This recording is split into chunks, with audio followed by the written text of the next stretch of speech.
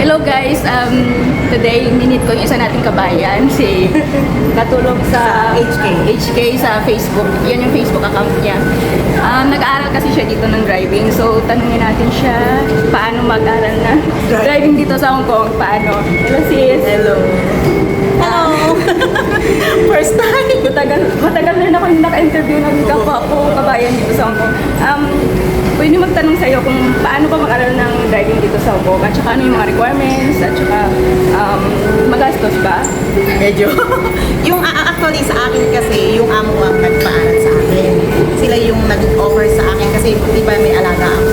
Bata yung alaga ako. And they are planning na magkakulit ng baby. Yung mami niya na nagmamaneho, bumili ng sila. Ngayon, tinalok nila ako. Parang ayoko kasi syempre ilang taon na ako tapos bigla ako magdadrive. Inayos nila, nag-ano sila sa Likin, driving school dito. Binigay yung ID nila, ID ko, proof of address. Tapos ikinuha nila ako ng exam, written exam schedule. Pag dumating yung written exam schedule mo after 1 month at saka ka mag-exam, bibigyan ka nila ng blue book. Yung ibang bumibili sila ng reviewer. Meron mock test reviewer. Pero ang mas for me ang mas kailangan mo maintindihan is yung blue book. Kasi yun yung guide ng lahat. Bago ka yung amo pa lang nag-pagpapaaral sa inyo, so siya ang gumagastos? Siya ang gumagastos lahat. Okay. Galing naman, pero bago ka mag-oo, may idea ka ba sa driving? Wala, nakakapag-drive ako ng motor sa Pilipinas. Alam mo naman, kahit wala kang pag-service, kahit wala kang lisensya. Pero dito mas mahigpit. So decidido kayo mag-aral kahit wala kang idea mag-drive sa car? Sabi ko, lagi ko sinasagot sa kanila, I will try. hindi ako sumasagot sa kanila, hindi ko alam, hindi ko kaya. I will try lagi. Buti nga nagtiwala ka, I will try ang sagot ko. So nakailang months ka na ngayon sa pag-aral mo sa driving? Pasado na, okay na. Nasa P. Ano yun siya? Probationary. So Parang inoobserbahan ka. Malapit ka na pala makakuha ng license pag nakapasa ka. Meron ng lisensya, pero probationary. After 1 year, at saka ka pa bibigyan ng talagang license mo na 10 years. 10 years ang license wala na. Ng Hong Kong. So pag na-confirm na yung license mo, Nakapasa ka na ng written exam, within 6 months, mag-aaral ka ng driving.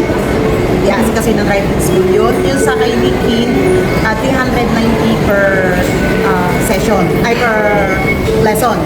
Which is 2 lesson per session. 1 session sa araw. Kayong dalawa ang mag-uusap ng instructor mo kung anong araw kayo available pareho.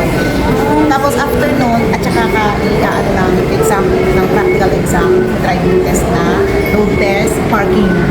Consist yun ng road test at saka parking. so ano yung Madali ang test, written test, pero mahirap ang practical, actual. Kasi lalo na ako, matanda na ako, kinakabahan. Saka wala ka pang experience, di ba? Pag kinabahan ka, you fail. Pero baka naman, malapit na, di ba? Parang malapit ka na sa finishing line. Malapit na sa finishing line. Congrats, di ba? So ano mangyayari pag na-confirm na talaga yung Kapag license meron ka ng license, hindi ka naman makakapag-drive basta-basta. Ikukuha ka ng employer mo ng addendum. Which is, i-add lang nila, domestic health first contract ka pa rin, pero i-add nila sa contract mo na ikaw ay magmamaneho, i-indicate nila kung sino ang magmamaneho. I-apply nila yun. Parang, di ba kasi bawal dito mag-drive mag-range lang. So, i-add nila yun na parang allowed ka na mag-drive. I-request nila sa immigration. Akala ko yung contract is driver na talaga. No, walang contract na driver dito sa Tapos tataasan domestic helper tayo. Tapos tataasan niyo sa... Depende sa usapan. Yung hindi iwag kang mag-expect na sobrang taas na agad na sahod mo kasi nga baguhan ka, wala ka pa rin alam. Nagbibigay sila ng magandang sahod pag may experience ka na 2 years above. Tapos advantage din para sa iyo kasi pinag-aral ka nila sila yung gumastos parang experience ka muna yung gano'n bago ka talaga totally mag-expect na. Saka sila na rin yung mag-guide sa'yo kung ano ang gagawin. Kaya last question. pag halimbawa lang, ikaw lang yung gustong mag-decide na mag-aral ng driving, yung hindi, yung amo mo is, idea lang ang amo mo, pwede ba yon? Or di kaya ikaw lang yung gustong mag-aral? Pwede. Ita-timing ko na. Kaya lang, kailangan sa written test, weekdays lang sila doon at saka sa actual test. Magpapaalam ka sa amin. Yun pa rin. Pero one day lang naman yung written. One day lang naman. Saglit lang yung oras lang yun. Kasi 20 items lang yung sa written. Magagawa ng Tapos di kailangan pala mong ng ipasa 16 items para pumasa ka sa written test. Pero pag holiday, wala. Pag Days lang, weekdays, regular weekdays lang talaga. Ang written test at saka actual test is weekdays lang.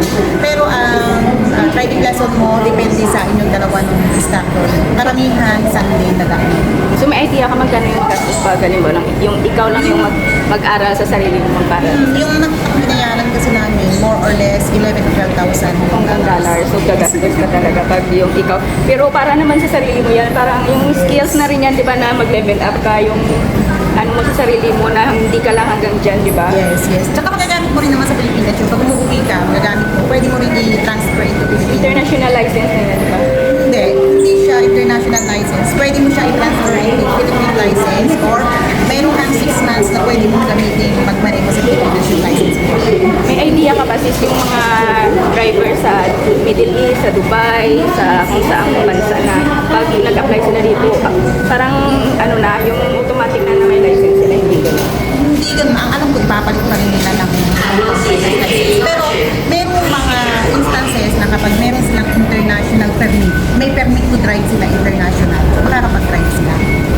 Kahit na hindi sila kumuha ng mga driver's license. Kasi yung mga driver galing sa Pilipinas, pag meron silang permit na international permit na pwede silang mag-drive dito, yun which is kinukuha yun sa Transport Department ng Pilipinas, pwede silang mag-drive. Kasi mayroon akong isang bibigyan din ng credit ko.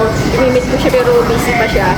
Malaysia siya na driver pero na ano daw, parang na-convert yung license into sa Hong Kong license. May kaibigan kasi ako, dumaan din pa siya sa process. Mayroon na, driver na siya sa Pilipinas, pero dumaan pa rin siya sa process. Mas less na nga lang yung ano niya, Pagdadaanan niya. driving sessions niya, lessons.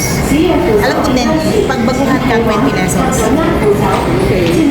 So yan lang for today's video. Thank you sis. O diba, may instant ano na ako na Pero kung nasa Pilipinas kayo, payo ko lang, kasi magastos ko.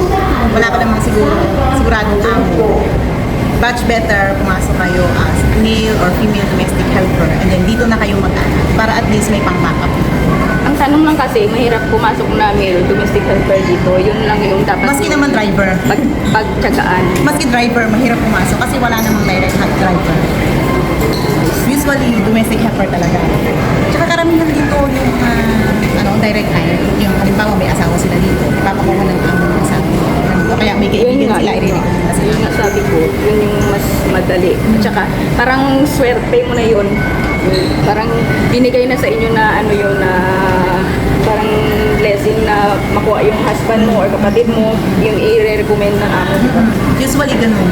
Kasi supposed to be, ang i-recommend ako dito is yung bayan ko kaso may alagain siya na binigyan na ng kapatid ko, alagain na. Kaya Baka usually yung pinapag-aral naman ng amo is yung may mga alagang matatanda, Matatanda. yung mga bedridden na Kasi dito yata, hindi ka naman po pwedeng mag-drive nung marunong mag-drive.